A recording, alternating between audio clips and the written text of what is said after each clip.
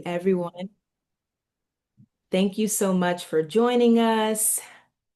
We'll just give just a moment for folks to kind of get settled into the webinar. We know it's 5:30. Folks are maybe ending the workday, transitioning out of the workday. And if you're anything like me, your technology has been wild. So it might take you a moment to get settled in, which is a-okay. We'll just take a moment. And I see those numbers ticking up. Welcome, welcome, welcome. Thank you all for joining us. Okay, I see some familiar names out there. Hi, friends. Hello, hello. Thank you for joining. Okay. So I'll go ahead and get us started because we have an exciting conversation today. I am Dr. Ash Williams. I am the founder and principal consultant of Just ECE, an independent consulting venture that I'm venturing into now, and a proud former member of the Center for the Study of Child Care Employment team. I used to be able to have the honor to work alongside some of the wonderful colleagues I have on the call here with us today. So I'm excited to introduce Dr. Leah Austin, Executive Director of CSCCE. That's the Center for the Study of Child Care Employment. If anybody knows us out there, we know that that's a mouthful, so we'll just say CSCCE. We have Hopeton Hess, Senior Research and Policy Associate at CSCCE. We also have with us Tanya McMillan, woman who shakes things up at Black ECE, another colleague of mine, proud co-founder of Black ECE here.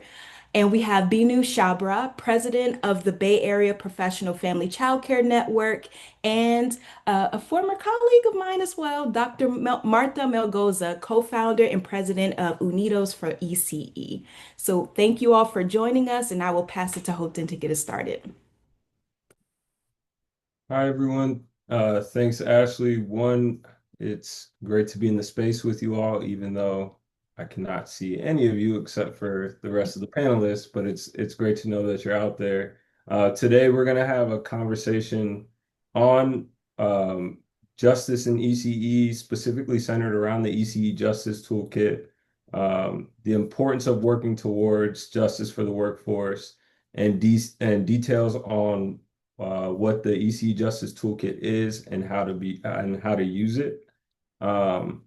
And so the first part of our conversation will be facilitated by myself, Leah, and Ashley. And then later on throughout the conversation, Tanya, Benu, and Martha will offer their perspectives on the usefulness of the toolkit. And then we have time for Q&A before wrapping everything up. So with that, actually, I will start off the first topic of our conversation, which is the importance of working towards justice for the ECE workforce. And so for this part, Leah, Ashley, and myself will talk about why working towards justice for the workforce is important and why something like the Justice Toolkit is needed for ECE. So to kick us off, one of the reasons why I think working towards justice in ECE is important is because seeking justice is one of the ways to solve and go about remedying the inequities that exist or that many people face because of the variety of ways that the systems in the United States have been set up.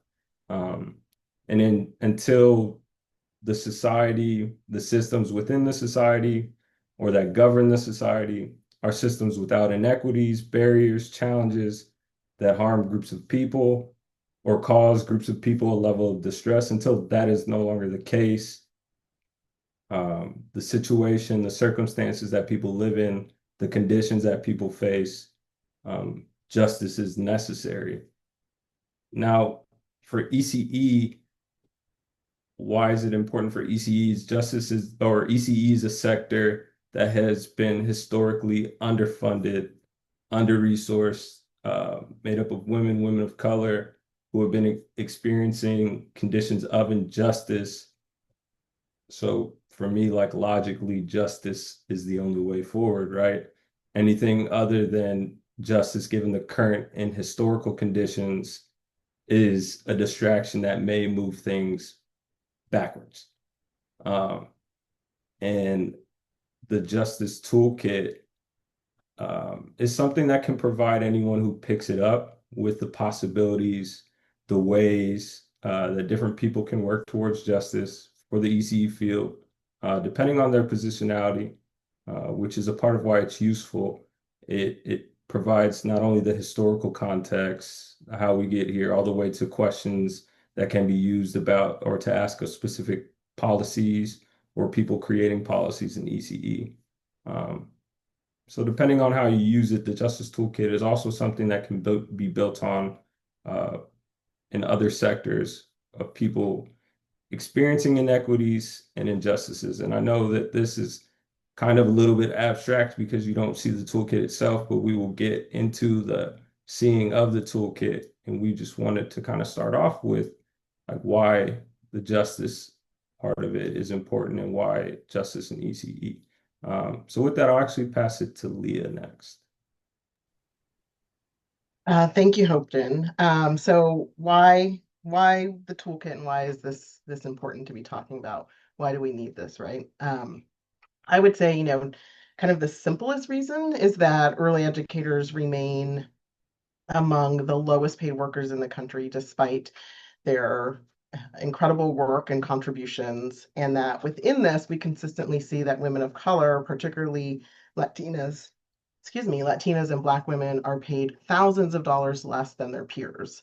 But if we just put more money into the system, which is needed, but if we do that without a lot of other changes, changes in who decides how the money is allocated, who's making decisions about access and participation, um, the policies and practices and processes that are in place uh, to ensure, who has access, and to make sure that there's somebody actually, or some group or group of people actually monitoring what happens. Like if we don't do those other things, it's not likely that we would be closing any of those gaps or that they would simply disappear, right? We might have kind of everybody having more resources, but just moving those gaps up a little bit. And, first kind of thinking about how the toolkit itself came to be, Ashley and I, and then Ashley and Hopeton and I, along with others at CSCCE, have been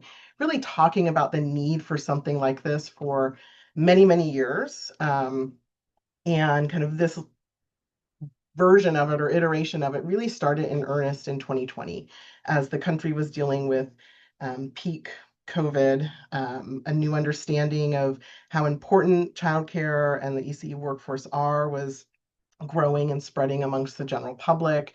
And the country was having a moment of racial reckoning in the wake of public viewings of the killings of Black people in America. And we were frankly just really frustrated. And at some point, I was just really quite mad, reading a lot of the solidarity statements from organizations in and out of ECE, but with declarations of Black Lives Matter and that childcare workers are essential. But then having many of the same organizations or people talk about promoting quality rating and improvement systems, right? We know from lots of observation and research and just thinking about how like a QRIS is designed, that it is generating and deepening inequities in many communities. Folks talking about the need to move toward a quality workforce, or that educators needed to do more than they were already doing in order to justify higher pay. And like the words and the framing really matter, because those kind of perspectives or the language really assumes that people need it to do better or be better, or really in some cases be altogether like different people, a different workforce. In other words, it was really placing deficiencies on the people, not on our systems that have really failed them. And I think the two things that really kind of did it for me and pushed me over an edge or something. But what I really wanted to figure out, like how to get folks to have to answer for their actions and statements and words, The first thing was we were doing a lot of kind of review of documents during COVID, and there was health guidance in a state that said, and this was at a time when like people still couldn't get, PPE. There weren't vaccines yet. Thousands of people were dying. There were still questions about like how to protect yourself. How are things spreading? And this health guidance for a state said that if childcare workers cannot access protective gowns, that they should wear garbage bags. Like that literally was in a state policy document. Not that we should ensure they maybe can shut down and not lose their livelihood or get sick themselves or how do they protect their families, but the guidance was to wear a garbage bag. Um, so just, you have to kind of let that sink in a little bit. The other was a state that had issued a policy roadmap or strategic plan for ECE. And in the opening, it included a statement about Black Lives Matter, but then it said nothing about addressing racial wage gaps, which were known and evident in the state for the ECE workforce. And it had no explicit goal about raising compensation for early educators unless people were doing something more, participating in education or training. And so like I think I kind of had it and all of us had it, and we were just talking about like how do we do this? How do we help others come up with, ways to put questions in front of folks that they have to answer to. And so Ash and I first came up with the idea of an infographic, but we couldn't quite work that out. And at another point, I think we started to work on a brief, but that wasn't quite right either. And then, Ash, as she said, kind of left. She was at CSCCE and went elsewhere. But this thing was still bubbling there, and we knew it was still needed. And so at some point along the way, I kind of came to the idea of like this could be a toolkit and seeing how this had been done in other sectors. And so Hopeton picked up the project with me, did some really great learning from justice work in other communities and toolkits that have been being used in other sectors. And Hopeton really kind of just ran with the toolkit and the development of it with our collaborators from there. But really, that's where ultimately this thing as the toolkit it is now came from. Ash, what are, what are your thoughts? Yes, thank you, Leah. And again, just thank you all for including me in this conversation. Because as you took me back, because it was 2020 when um, we all were just going through it, and so much of that. It's beautiful to see the output of that frustration to become something that we believe can be useful for the sector. Before I continue, I'm gonna say that we are recording and we will share this. That was a note in big bold letters that I completely missed in my introduction. So don't worry, you all, you'll be able to have access to this recording. But just as you said, Leah, we know that the ECE workforce, the women, the people who do this work are the foundation of the ECE system, right? Classrooms will not open, they will not operate without our early educators. Yet, they continue to be underpaid, undervalued, and excluded from decision making. And I think another piece of what Leah was sharing there about the work we were doing in 2020 when we were kind of looking at organizations and their responses to state sanctioned murder of Black bodies, Black people at the time, the pandemic. And a lot of organizations put up, these solidarity statements. And it was interesting to be in this moment this year, early 2025, where now, through executive orders, many of those organizations, because I always kept that in the back of my head from doing that work, many of those organizations that put forth those words of solidarity, when those executive orders came down, had to remove them. And so I think for me, that put a square in a moment to say that this is the reason why the Justice Toolkit is necessary, right? Because justice um, isn't charity. And when we're talking about, unfortunately, a lot of times when we talk about equity and access, those have become just words, right?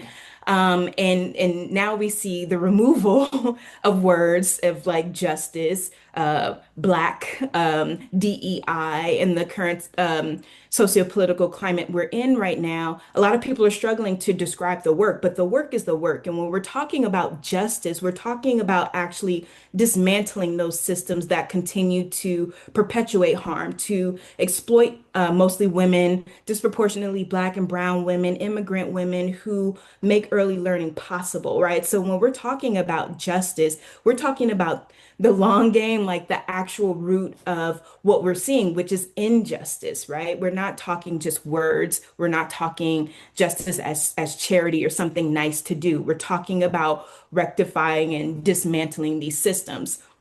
And I think that it's I want to dial back to the point of it's not just enough, especially now, because sometimes you can't even say it, but it's not enough just to talk about equity and access.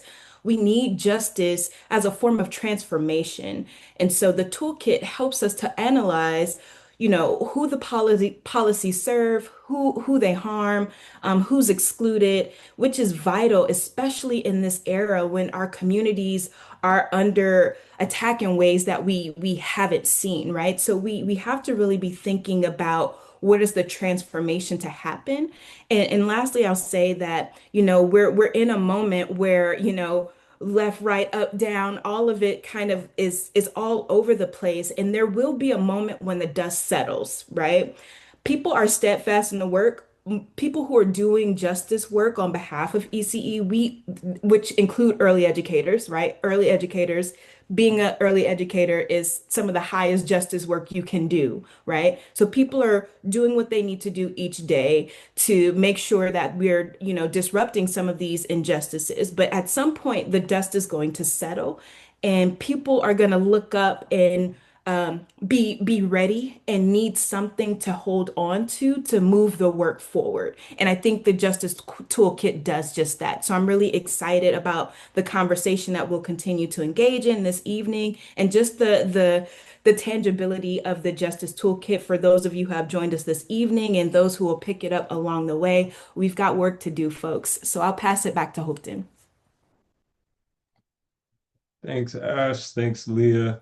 Um, so I'll kind of walk us through some parts of the Justice Toolkit. We wanted to avoid this being a presentation, which is something that, yeah, just to keep the flow going well. So this part I might speed through just because the toolkit itself is something that you can take some time and look with, and we would like to open up the space a little bit more for conversation. But anyway, I'll kind of talk us through pieces of the toolkit. Ilse, can you advance the slides, please?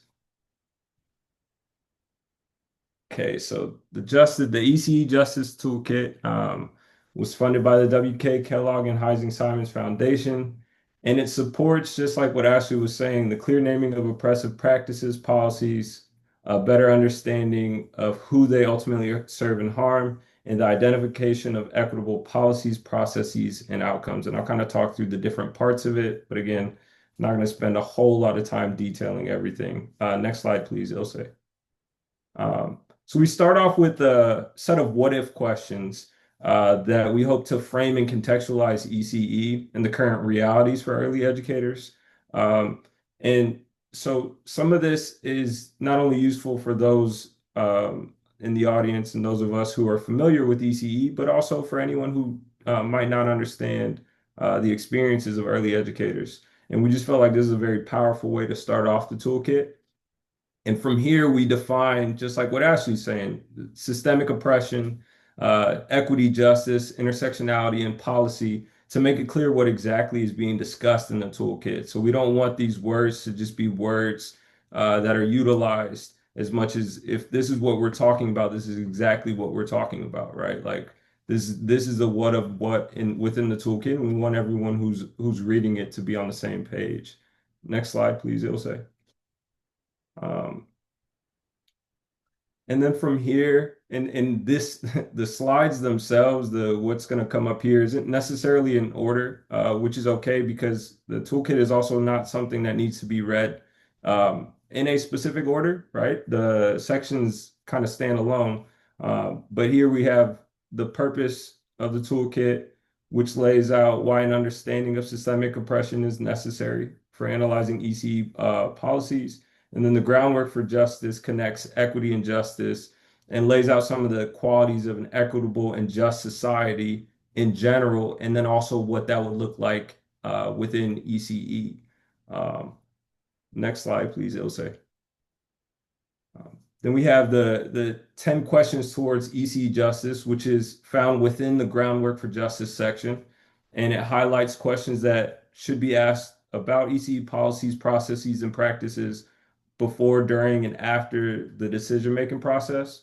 The questions can be asked in a variety of settings included in policy or decision-making spaces.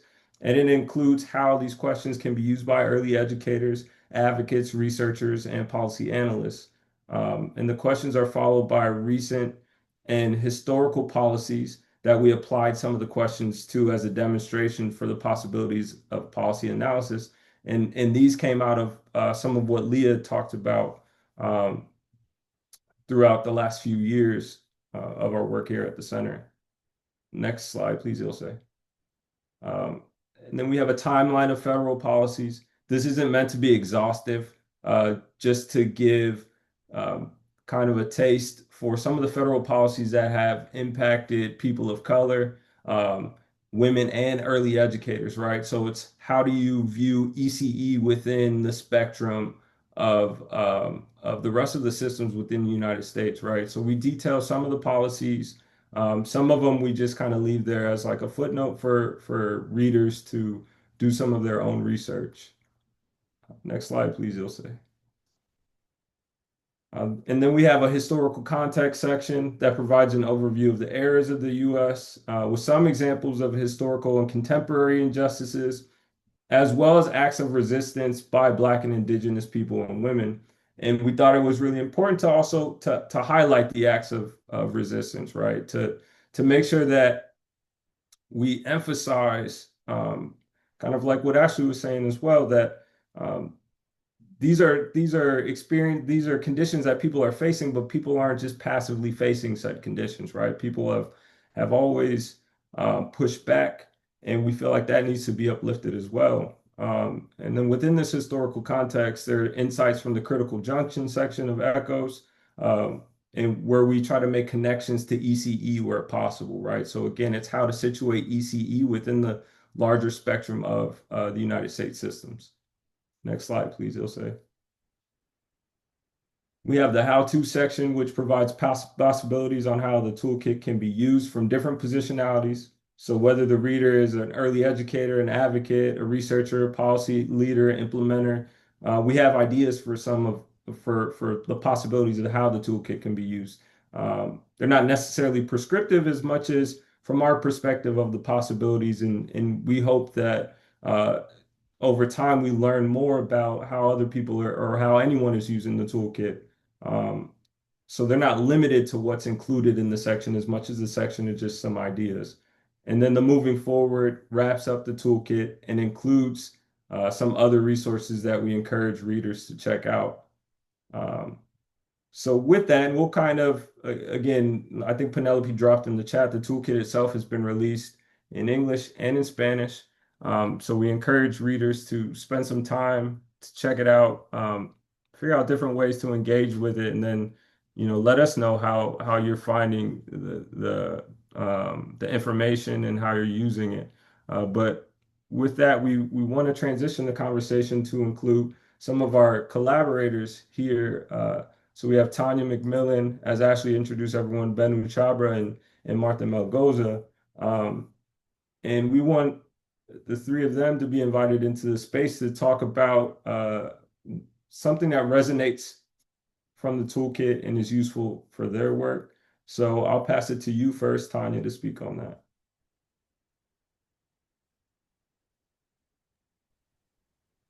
Okay.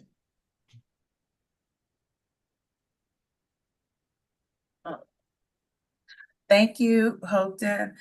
Man, thank you for giving us the space to have this conversation. So for me, the timeline the historical timeline was what caught my attention. I know there's a saying that says you don't know where you're going unless you know where you've been.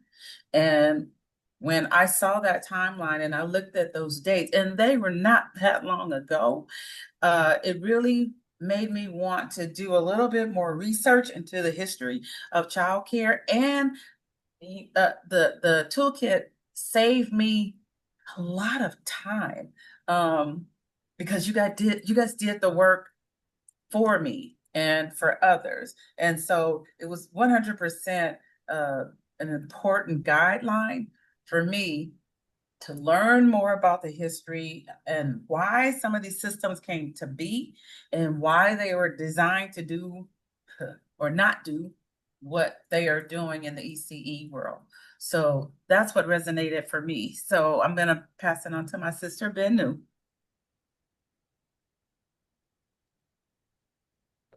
Good evening, everyone. Thank you for joining us tonight. And I just wanted to say it reminded me that we all are professional and our voices matters.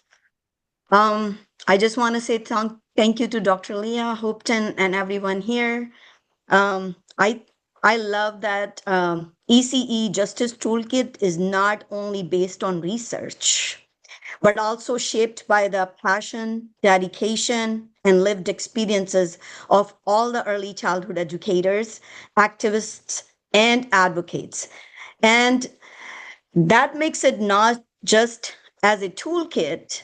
I feel like this is a moment for all of us. And also, I think this is useful, very useful, because it offers clear steps. It was very easy, to read and how to advocate for fair compensation and professional recognition, which Dr. Leah has mentioned as well, that, we are never looked upon as highly, and we all hold degrees and keep educating ourselves. We are professionals. And I also think it provides the language and examples and talking points for meetings with policymakers and parents or community partners, which is very, very important. And now I would like to pass it to my colleague, Ms. Martha. Thank you. So I agree with everything that Bennu and Tanya have said. It's all in one place. I like that it has questions and has the history, practical applications depending on your context. But for me, the fact that you all put it in Spanish is the actual highlight of this whole part for me. Because in California, 46% of the childcare workforce are Latinas. And although many of them do speak Spanish, English, they have Spanish as their primary understanding lens for reading.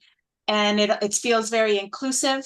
It shows the history, which sometimes as you're fighting for oppression, maybe as a Latina, you forget that the workforce that you're in is also a place to fight for justice. And so I find that sometimes when I mention things about it, people are shocked. They're like, oh, wow, we're also working in an oppressed field. It's like, yes, you are. And there's many, many people who have been doing the work for justice in our field. And I love that it's all compactly in one space. Also, as Hopeton had mentioned, not as a limiting factor, but as an opening conversation for the field to take it where they need to. So I very much appreciate all the work that you all have all put into this. Thank you. Thank you so much, Tanya, Bennu, and Martha, and for the conversation, joining us in the conversation this evening, but also you and the other collaborators who contributed to help us think this through, right? If anybody saw what this looked like, many, many months ago, it did not look like this, but it really was that input into like what's useful, what is it that people need, and how do we do that in a way that people want to engage with the material, because it is challenging, right? And it is difficult. We're talking about, people are talking about their lived experiences, which can also be very challenging to talk about. We're talking about challenging, power and holding a power accountable, and that also can be really challenging and difficult. So just a lot of appreciation for the input and feedback. And also, you know, just want to give a shout out to many of our colleagues who also contributed content. So Tanya, you mentioned us kind of laying out like the history and timeline, right? So thank you to, Marcy Whitebook, who's our founding director here, for the incredible work she's done with our Echoes project and site that has so much incredible historical material, including around activist movements as well. So we want to turn a little bit now to answering some questions. If you have questions, you can put them in the Q&A. I know somebody had a question about hard copy versions of the toolkit. We have a very small supply right now. I think we're going to look into how we might be able to get some smaller, get batches printed, or if folks have a funder that you're attached to in your organization who would like, a set of toolkits, I would say, reach out to us and we can, see if we can figure out how to facilitate that. It is really, I will say it is helpful to have a hard copy. I had the honor of joining the Lift Every Voices group with Tanya last month, was that? And we did a preview of the toolkit. And there is something about, right, having it in front of you. It's also, it is printable, so folks can print pages as well. But being able to have something that you can mark up and you can go back to, I do think is useful. And so we did design it in such a way that it also can be printed if folks want to print it, print that on your own. I have a question or two for our contributors. If just check the Q&A.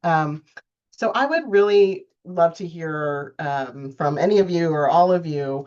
One of the things that we talked about in creating this toolkit, and like the example of being with the Lift Every Voices advocacy group, was just the importance of like doing this work together, right? Being with other people and having this way of learning together. And I think it's something that we have heard, from folks over generations who have been involved in advocacy and community building, just the importance of that, like learning and doing this together, talking about these things with one another. So I'm just curious, like, what you need to be in community with other people to work towards justice in ECE. Like maybe it's something physical, maybe it's about, topics of conversation, but just what is that for you? Like what do you need to start that or be in community? I would say, oh, go ahead. No, go, Martha. Okay. I would say that because ECE workers are working all the time, one of the things that's hard is time, literally time, to figure out how to work with actual sites that would allow their staff to take an hour or two every now and then to sit and have these conversations and create community. That's one of the biggest challenges I have found. I agree with Martha on that. I also would like to add that validation. And when I say that, I know that especially when I was in the field, there would be things that were happening and I knew that they weren't right, but I couldn't put my finger on exactly what the problem was. Where did it come from? But I knew that there was a problem. And so when I see this toolkit, and like I said, when I see the historical context, I'm like, hey, we've been to this rodeo before, and I'm not crazy. I know that this is a problem. And now I know what it is and why it's here. And that helped me to better address it. And so validation is, in my opinion, important. Thanks, Tanya. And if I can't lead, go ahead. I saw you. I was gonna say from my position too, and I agree with both of you. And obviously I'm not an early educator, so my time is different, right? So people in my position being researcher, whatever we want to call this, researcher, advocate, all this, is it's the want to. Like you have to, from the position that I'm in, you have to want to engage with the people who are experiencing the conditions. Like, and that means that it's going to happen at times like this, right? 6 o'clock, maybe on the weekends. So it's the want to. I live in San Francisco and I can walk down the street and within 5 blocks walk by multiple centers and probably a family childcare home. So it's the want to, right? To get outside, to meet, and to work with early educators outside of my own working hours, and then also working with my peers who might have similar working hours as myself. Go ahead, Benu. Um, yes, I really agree with Ms. Tanya and Hopeton you as well. And I think we as an educators need to find that time. Like for example, our Bay Area Professional Family Childcare, we do a Tuesday talks, we do home tours. So my plan was to print those toolkits and start introducing and spreading the word as well. Once we said, oh, it's going to be okay to do that. And I think it's very important when we meet in person as well. Even we starting with a small group, but then I believe that we learn from each other more, by being there as well and listening to one another. And this is like, uh, you know, everybody, we have to tell our stories and we all have our stories. And it is very, very important in that this toolkit, that's really, I believe in that so much that I think it's just an really a great tool for all of us early childhood educators here as well. Thank you. Yeah.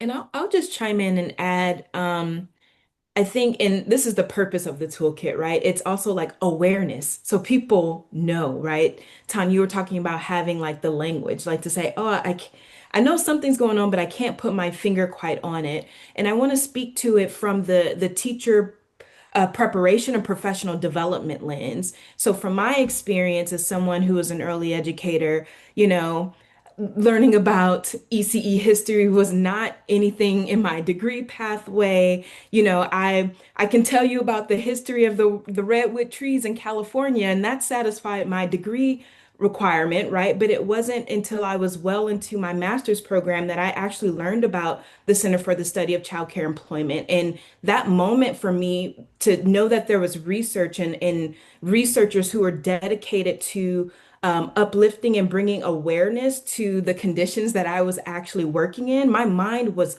blown. So I think that there's also an opportunity and also call to action to folks who are engaging with educators, because it's also I would add on to, there's finding time, but it's also meeting people where they are, right? We require them to be in teacher preparation and professional learning and development. And how are we using those opportunities to put resources like the toolkits, integrate them into coursework, teacher professional development, coaching opportunities, holding space for educators to be in conversation about these conditions, right? Because it's the awareness. And I think, and I say this because we're in a moment where we understand the power of words and language. Words and language mean things so much so that we can't say them, right? So giving people language as a tool, it's a powerful tool to have educators in a room together.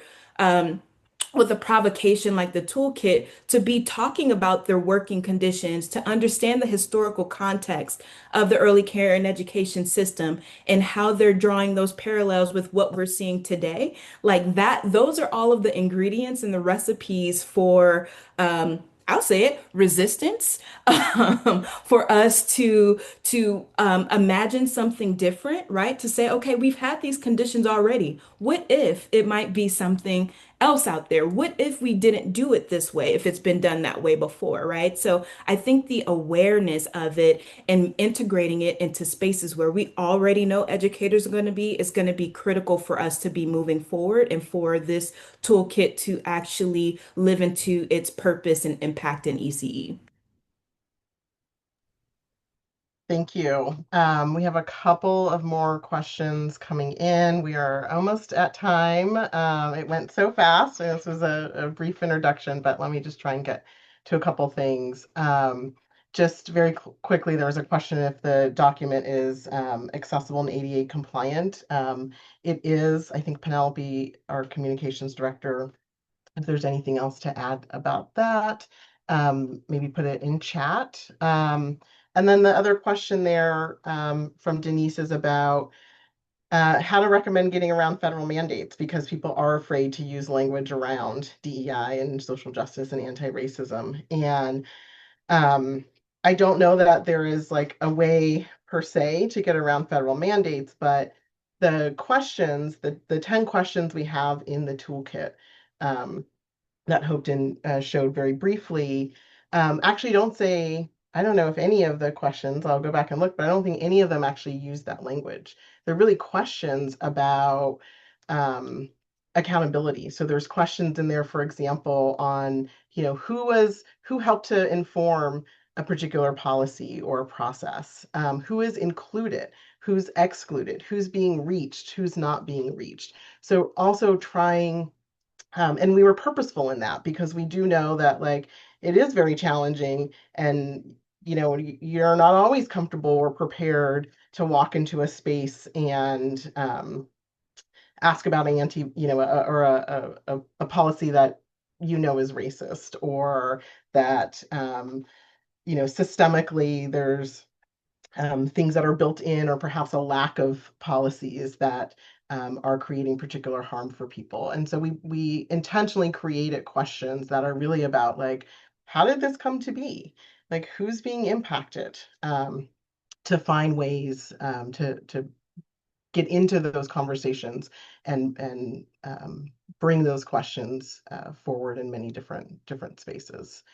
All right, I think we're just getting warmed up on questions, but Hope, did I see we have 3 minutes? So you want to tell me how you want to, should we move to close and just know that this is not the end of the conversation. This really was meant to be an introduction and to let you all know the toolkit is here, what it's about, some ideas about how folks can use it. And I think definitely not intended to be the um, final final discussion about this. But Hopeton, let me just kick it over to you. Yeah, so the honor of closing us out on a very, very fast yet really engaging conversation, and kind of wanted to close on what people can do from their positionality. And I think the best words to end us with are words that we actually included in the toolkit, right? So inequity and injustice are the result of choices and are not inevitable. And history shows that change often stems from collective action. The same systems that enforce inequality can be dismantled through collective action, often led by those affected with allies acting in solidarity. So everyone has a role to play in challenging injustice without shifting accountability away from those in power. So things that everyone can do: work to analyze and correct their own biases and assumptions regarding early educators and early care and education, and align themselves in organizations with people and groups working towards justice for those experiencing oppression.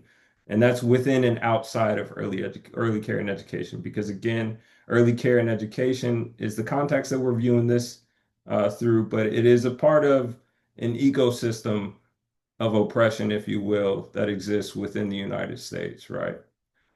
So with that, I have the pleasure of passing it to Dr. Leah Austin, for the last time as SCCE Executive Director, to close us out. Yes, well, I think Hopeton, you said it so beautifully on, how to engage with the toolkit and kind of where we go from here.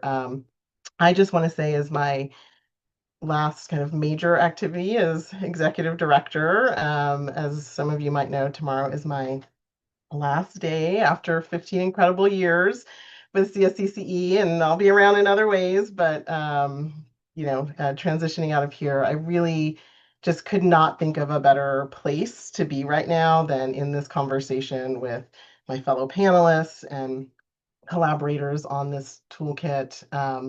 Those of you who have joined the webinar this evening, just really thank you for giving us your time, giving us your kind of data and information and partnership that has helped inform the toolkit, but also at CSCCE, our work overall. And really just, again, many, many thanks and appreciation.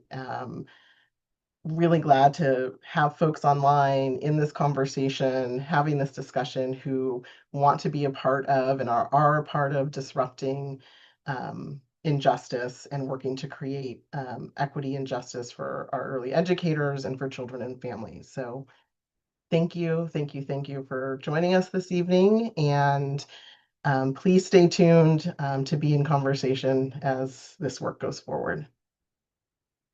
Thanks, everybody. Thank you. Thank you all.